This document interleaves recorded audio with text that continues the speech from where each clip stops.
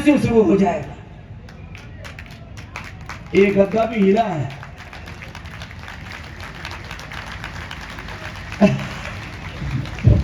अब अपने देखो भाई, हम इतनी दूर क्यों आया? ये पूरा पसीना पसीना हो रखा। बाप जी ने पहले हमारी बाल के ऊपर से पगड़ी पहना दी। भाई देखो, इससे ज्यादा हमारी आदत को नहीं हो पगड़ी पहन ली तुम्हारा। मैं जब पगड़ी में उतरा तो घना मैंने पहचाने को बोले बाबू रामदेव बैठी क्यों? अरे बाबू रामदेव बैठे ही है। तो सुनो, देखो आज हम आपके बीच एक बड़े उद्देश्य के लिए आए हैं। चारों तरफ समाज में घणों पाप बढ़ रहा है और इन पाप को साफ करने का काम छोटे बच्चों से लेके जवानों से लेके बड़ों को करना। एक तो छोटी बेटियों ने योग घणो अच्छो करियो, एक बार जोरदार ताली बजाओ इन वास्ते। ऐसे अपने सब बच्चों को सुबह योग कराओ। क्या कराना है सुबह बच्चों को? अब कोई मुसलमान से पूछो थारो धर्म क्या है, वो कहे कि बस 5 बार नमाज पढ़ो, फिर जो मनवा वो करो। चाहे हिंदू की छोरियों में उठा के लाओ, चाहे जो भी पाप करना है करो। वो इस्लाम का मतलब नमाज समझते हैं। घने पाप करते हैं हमारे बहुत से मुस्लिम भाई, लेकिन नमाज जरूर पढ़े मेरे बेटा, क्योंकि उनको यही सिखाएगा बस नमाज पढ़ो, बाकी जो करना है करो। आतंकवादी बन गए घने, बाकी और जितने भी अपराधी घने बन गए, नमाज जरूर पढ़नी, बस इतना ही सिखा हुआ, नमाज पढ़ो, जो मनवा है वो करो। ऐसा हिंदू धर्म नहीं है। वो ईसाई क्या सिखाते हैं? बोले बस वो चर्च में जाओ, उठे चाहे दिन में भी मोमबत्ती जलानी हो जलाओ और ईसा मसीह के सामने खड़े हो जाओ, सारे पाप नष्ट। और उनका स्वर्ग का मतलब है टखने के ऊपर पैजामा पहनो, मूंछ कटवा लो, टोपी पहन लो। ऐसा कोई कुरान कहता है या ऐसा इस्लाम कहता, मैं नहीं कह रहा हूं, लेकिन ऐसा ही कर रहे लोग कि बस फिर तुम्हारी जन्नत में जगह पक्की। और जन्नत में क्या मिले? जन्नत में हुर्र मिले और उठे दारू पीने की मिले। ऐसी जन्नत तो जहन्नुम से भी बेकार है। लेकिन फिर भी लोग मूंछ कटवा रहे, सिर पर टोपी रख रहे और बस पागलपन है।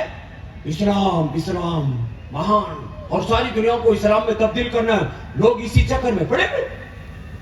और ईसाइयों ने बोले एक वो इधर क्रॉस का निशान पहन लो, फिर कुछ वेशभूषा सी बना रखी है, कुछ छोटी मोटी कुछ उन्होंने बना रखे, जैसे हमारे यहाँ श्लोक सूत्र मंत्र होते हैं, ऐसे उनके भी कुछ होंगे आयते पायते। मैं किसी के बारे में कोई आलोचना नहीं कर रहा हूं, लेकिन लोग उसी चक्कर में पड़े हुए। कोई कहता है पूरी दुनिया को इस्लाम में तब्दील करेंगे, कोई कहता है पूरी दुनिया को ईसाईयत में तब्दील करेंगे। मैं कहता हूं मैं करके करोगे कि वो तो बताओ। कोई एजेंडा नहीं। सनातन धर्म का एजेंडा है सुबह ब्रह्म मुहूर्त में उठो, उठ करके भगवान का नाम, राम का नाम लो, सुबह उठ करके योग करो और अपने आराध्य की पूजा करके फिर कर्म योग करो, अच्छे कर्म करो, अच्छा आचरण करो। ये हिंदू धर्म सिखाता है, ये सनातन धर्म सिखाता है। सनातन धर्म अच्छे से जीवन कैसे जीना है, सात्विक जीवन कैसे जीना है, हमारे आहार में, हमारे विचार में, हमारी वाणी में, हमारे व्यवहार में सात्विकता होनी चाहिए, धार्मिकता होनी चाहिए, पवित्रता होनी चाहिए, दिव्यता होनी चाहिए। रजोगुण तमोगुण में नहीं जीना, लड़ाई झगड़ा नहीं करना, हिंसा झूठ बेईमानी नहीं करना, अहिंसा सत्य अस्तेय ब्रह्मचर्य अपरिग्रह को शौच संतोष तप स्वाध्याय ईश्वर परिधान को जीवन के महाव्रत कहा है। चाहे वो सनातन धर्म है, चाहे जैन धर्म है, चाहे हिंदू धर्म है, चाहे सिख धर्म है, ये सारे सनातन धर्म का ही पूरा का पूरा विस्तार है। और सत्य सनातन वैदिक धर्म की, तो अपने जीवन में सनातन को जीना है, अपने बच्चों को सिखाओ। ये एजेंडा आज लेकर के जाओ। कोई घर ऐसा नहीं होना चाहिए जहां सुबह उठ करके योग ना होता हो, और सारी दुनिया को करना पड़ेगा। जो योग नहीं करेंगे मोटे मोटे हो जाएंगे, फिर कपड़ों में से पेट बाहर निकलोगे, कमर बाहर निकले, घना तो चाले तो एकदम कुल्ला ऐसे हले के धरती फट जाएगी। और बाबा जी ने भंडारो जोरदार कर रखो है। घना को 2-2 किलो वजन 5 दिन भंडारो खा के बढ़ गयो। बाप जी आवाज तो जोरदार तालियों बजाओ, लेकिन यहाँ भंडारों खाकर योग कर जो। तो सुनो, जो योग नहीं करेगा उसका पेट फटेगा, जो योग नहीं करेगा उसकी कमर बढ़ेगी, उसका कुल्ला मोटा मोटा हो जाएगा, फिर यूं यूं चल। अरे पेट देखो इतना पतला होना चाहिए, देखो।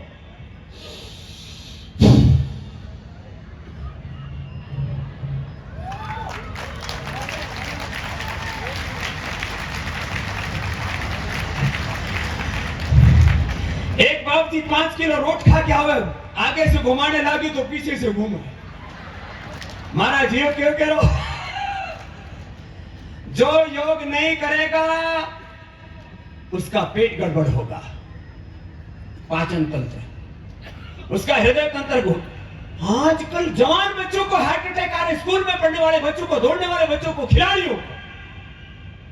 जो योग नहीं करेगा हार्ट अटैक होगा, जो योग नहीं करेगा बीपी शुगर बढ़ेगा। गांव में भी बीपी शुगर बढ़ने लग गयो, बताओ।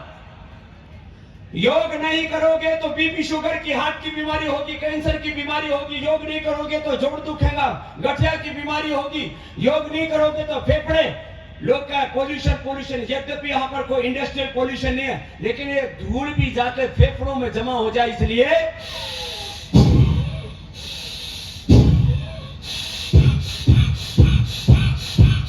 5 मिनट फेफड़े ऐसे मजबूत कर लो, फिर धूल धक्कड़ साफ। को नाम है भस्त्रिका, क्या नाम है को बोलो, जोर से फूंक मारने को क्या नाम है? जोर से तो बोलो माता, थे भी बोलो भस्त्रिका। और ये को क्या नाम है बोलो, जोर से तो बोलो, इसका मतलब बेरो तो है, करते नहीं है पूरा। सुबह ही पेट में ठोक ठाक बिना कपाल भाती किए घर से बाहर नहीं निकलना। प्राणायाम, ये हमारी संध्या उपासना का भी नियम है। कम से कम 3 प्राणायाम तो नियम से करने, कभी नियम ना टूटे। मैंने पिछले 50 सालों से इस नियम को निभाया है, तुमको भी निभाना है। ये व्रत लेके जाना, योग का व्रत। कपालभाति करो, अनुलोम विलोम करो,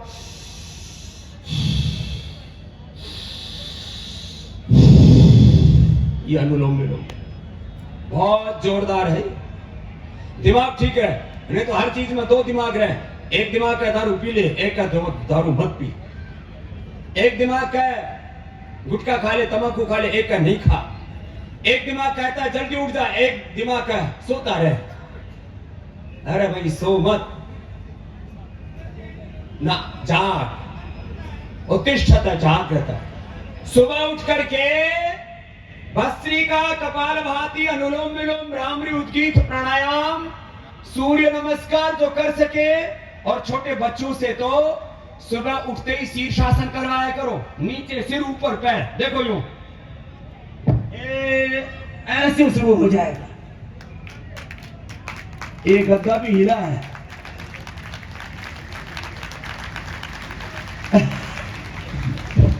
अब अपने बालकों ने सुबह सुबह करवाया करो। ऐसा संतुलन होना चाहिए तुम्हारे शरीर पर, तुम्हारी इंद्रियों पर, तुम्हारे मन पर, तुम्हारे विचार भाव संवेदनाओं पर तुम्हारा नियंत्रण होना चाहिए। ये मन इधर डामाडोल नहीं होना चाहिए। ऐसे हमें अपने ऋषियों की तरह अपने शरीर को साधना, इंद्रियों को साधना है, मन को, चित्त चेतना, आत्मा को साधना है। और आत्म साधना करते हुए समाधि के शिखर तक हमें जाना है। तो एक व्रत आज का, सुबह उठ के योग करना है। बोलो क्या करना है सुबह उठ करके? तो दोनों हाथ उठाओ और बोलो करो योग रहो, करो योग रहो। तो हाथ उठा के संकल्प लेंगे डेली योग। पीछे वालों ने हाथ उठा हो नहीं के, टेक्निकल प्रॉब्लम है क्या? डेली योग, हाँ योग बात बड़ी। हाँ एक दूसरा ये नियम दिला रहा हूं, सुबह उठ करके धरती माता को प्रणाम किया करो। मेरे साथ बोलो माता भूमि ही, जोर से बोलो और जोर से बोलो माता भूमि ही पुत्रो हम पृथिव्याः। आगे बोलो मातृदेवो भव पितृ देवो भव, आचार्य देवो भव। ये तो आचार्य जो हमारे हैं, आचार्य महामंडल आचार्यों के वे आचार्य, बाकी भी हमारे ठाड़े ठाड़े हरिगिरी जी महाराज, सारे बड़े बड़े साधु संत आ गए, बहुत पूरा अखाड़ा जम गया महाराज। एक बार सारे महापुरुषों का अभिनंदन करो। ये हमारे सारे बड़े बड़े महाराज अठई आ गए। महाराज हरिगिरी जी महाराज, प्रणाम प्रणाम बाबा जी, प्रणाम। ए सौभाग्यमान है हमारे। कई बार सारे संतों का जोरदार अभिनंदन कर दो। और कौन से बोलो भारत माता की, सनातन धर्म की। तो सुबह उठ करके धरती माता ने प्रणाम करो, ये सबकी माँ है। वेद का मंत्र बोला भी। फिर माता पिता को, और माता पिता ना हो तो भी उनको भावनात्मक प्रणाम किया करो। मैं साधु होने के बावजूद भी, भाई माँ तो माँ होती है, बाप तो बाप होता है, उसने जन्म दिया ना, और सबका बाप तो भगवान है। तो धरती माता को, माता पिता को और उस परम पिता को प्रणाम करके फिर मैं अगला कदम आगे बढ़ाता हूं। ये हमारी भाव चेतना होनी चाहिए। नहीं तो फिर जीने को मतलब क्या है। और आचरण में पवित्रता, क्या बोला, आचरण में पवित्रता। गौ माता की सेवा करो। कितनों के घर में गौ माता, हाथ ठाइयो जरा, हाँ ठाके रखो, ठाके रखो भाइयों। तो पहली बार नजारा देखो महाराज, जोरदार तालियां हम बजाओ थारे वास्ते। हाँ। लगभग लगभग सबके घर में महाराज गौ माता है। नहीं तो आजकल तो महाराज हम कार्यक्रम में जावा तो गौ माता वो लोहे की गौ माता हमको भेंट दे देते हैं। अरे मैंने कहा भैया जमाना बदल क्यों, बोल गाय वो लोहे की देने लाके। आप लोग सच्चे गो भक्त और सच्चे सनातन धर्मियों अपने लिए अपना अभिनंदन करो। जिस घर में गौ माता की सेवा होती है, जिस घर में माता पिता का सम्मान होता है, उस घर में चारों धाम होते, सारे तीर्थ होते, सारे पुण्य होते, उस घर में ही स्वर्ग होता है। तो आप स्वर्ग में रहते हो यदि आपके घर में गौ माता है, तो ये काम तो करना ही चाहिए। अगली एक दो बात और, आज दोपहर का भोजन हुआ नहीं है ना, हम भी ऐसे आए हैं अभी। आओ हमारे सब जगरामपुरी जी, प्रतापपुरी जी बोले महाराज पहले पेट पूजा करो कि काम दूजो करो। मैंने कहा पेट पूजा बाद में, पहले अपना जो मेन काम है वो करके आओ, पहले अपनी मजदूरी कर ला, फिर दिहाड़ी लाना। भाई ये तो मजदूरी है। साधु को सबसे पहले धर्मोपदेश करना चाहिए। तो धर्मोपदेश चल रहा है।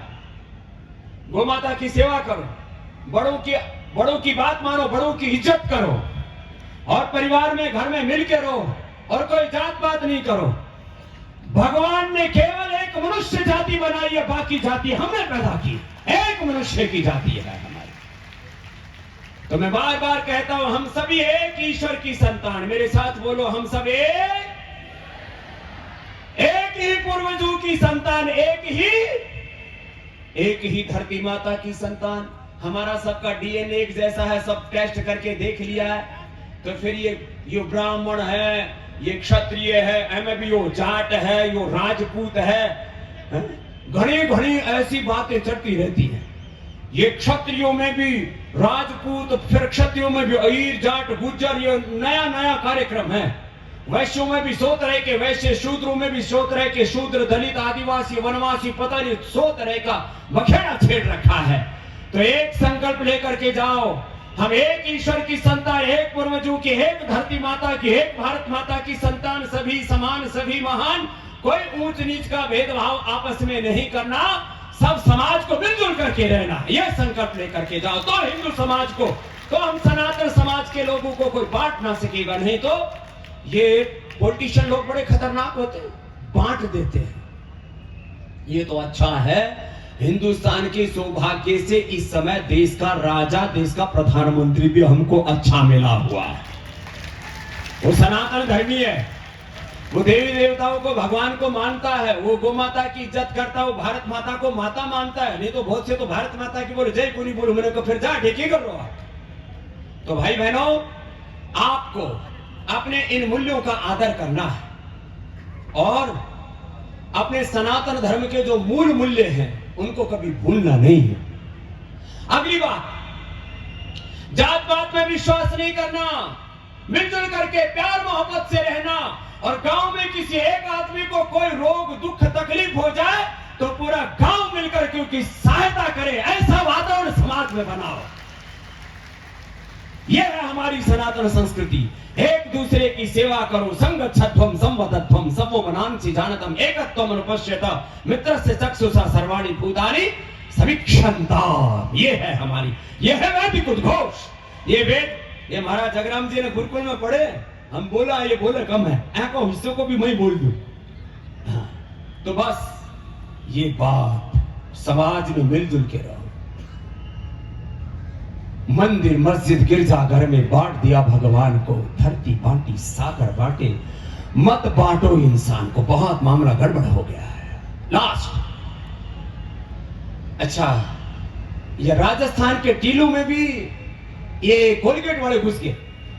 एक हकीकत की बात है, ये हमारे वो क्या चुनीलाल, एक बालक है चुनीलाल, कटे उठे न बैठे हुए, एक गांव में गया तो टीला में ले गया ये हमने चुनीलाल जी। तो उठे 90 या 100 साल का एक बुजुर्ग मिल गया। मैंने कहा थारा दांत तो 32 का 32 है, 36 का 36 है। मैंने कहा 36 ही तो, हाँ थारी तो बहुत बढ़िया है, कौन सी दांतन करो? बोले दांतन किया हुआ है। मैंने कहा दांतों में नीम की बबूल की क्या करो? बोले शेरों के मुंह किसने धोए, लो। तो मैंने कहा खाते पीते क्या हो? बोले ऊँटनी को दूध पियो, बकरी को दूध पियो, कभी भेड़ों मिल जाए तो वो ही चेप दे। और दांत इतने जबरदस्त। लेकिन थारी ढाणियों में गांव में भी कोलगेट वाला घुस गया। आज संकल्प लेके जाओ, अपने घर में कोलगेट नहीं लेके आएंगे, अपने घर में डो नहीं लेके आएंगे, अपने घर में फेयर एंड लवली लेकर के नहीं आएंगे, बर्गर पिज्जा नहीं खाएंगे पिएंगे। अटे इतनी गर्मी हो, अटे भी कोको कोला बीफ से पीवा है, जितना ठंडा मतलब टॉयलेट क्लीनर में की थी। अब बताओ, ये मामला गड़बड़।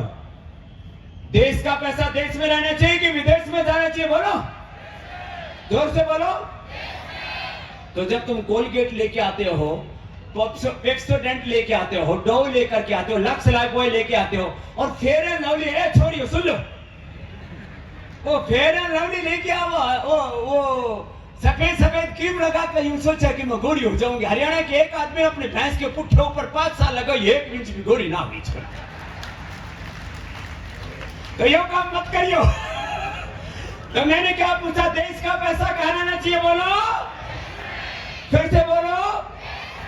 इसलिए हमने गीत गाए, मेरा हो तन स्वदेशी, मेरा हो मन स्वदेशी, मर जाऊं तो भी मेरा हो बेकफन स्वदेशी। करे शक्ति का विभाजन, मिटे पूंजी का शासन, बने गांव स्वावलंबी, बने राष्ट्र स्वावलंबी, नीति है स्वदेशी। तो सुनो, अब मैं ये तो नहीं कह रहा कि खाली पतंजलि का इलाज, लेकिन कोलगेट से 100 गुना अच्छो है दंत कांति। क्या अच्छो है बोलो? अच्छा, दंत कांति कितना करे जरा हाथ ठाइयो, ठीक ठाक करे, बाकी आधा न बेरो को नहीं। फिर वही बाबा वाला मामलो है, शेरों के मुंह किसने धोए। तो कोलगेट नहीं लाना, क्या लेके आना? बोलो, क्यों? क्योंकि उससे जो पैसा आएगा उससे गौशाला बनेगी, गुरुकुल बनेगा, सनातन धर्म आगे बढ़ेगा, देश की सेवा होगी। ये तो लूट के ले जाएंगे सब। पहले ईस्ट इंडिया कंपनी ने देश लूटा भी है, लूट रही है।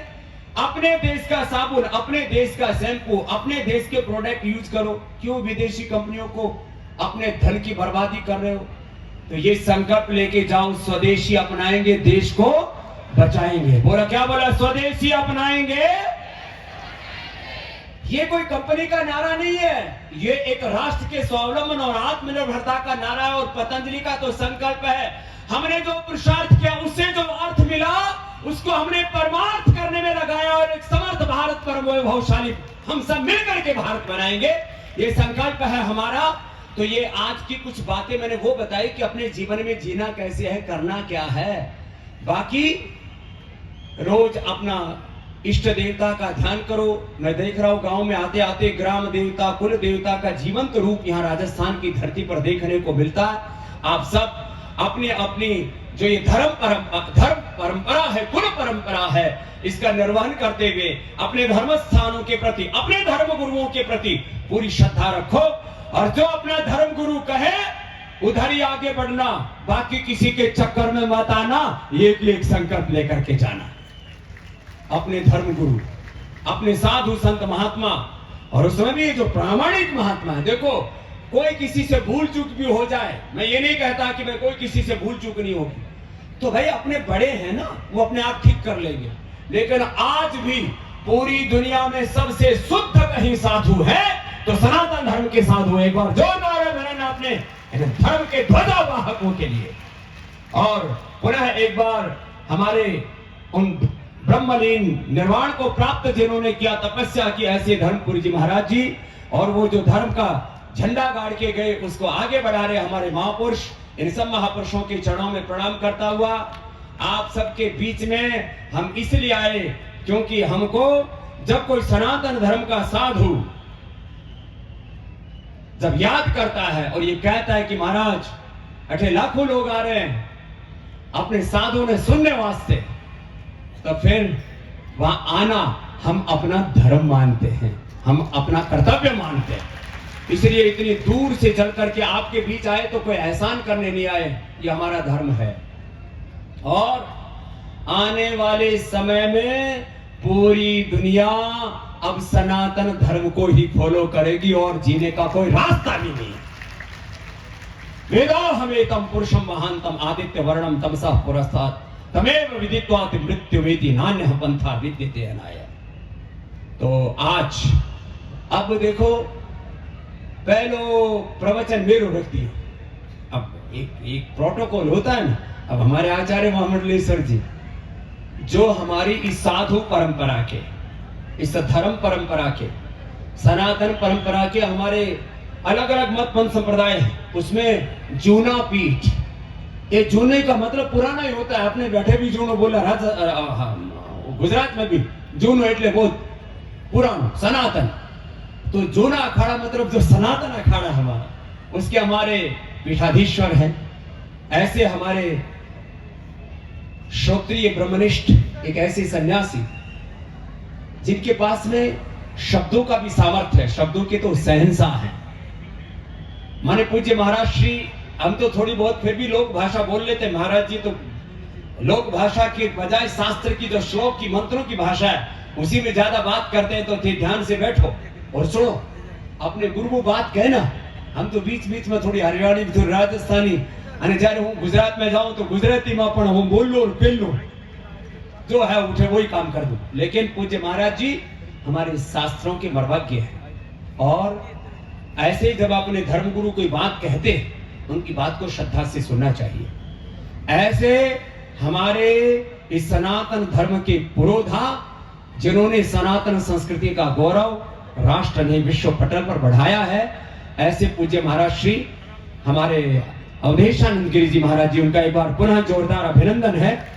और आप अभी जैसे शांति से बैठे हुए थे, इसके बाद भोजन प्रसाद शुरू होगा, अभी भंडारो बंद है। कल ही हमारी बात हो गई थी पूज्य जगराम जी महाराज जी सागे कि भाई जब तक प्रवचन चलेगा उठे, भंडारो बंद रहेगा उठे। अब पहले ज्ञान प्रसाद लो, फिर भोजन प्रसाद लेना है सबको। तो एक बार जोरदार अभिनंदन है पूज्य महाराज श्री का। आप बैठो, विराजो, पूज्य महाराज जी को माइक दे दो। हाँ, तो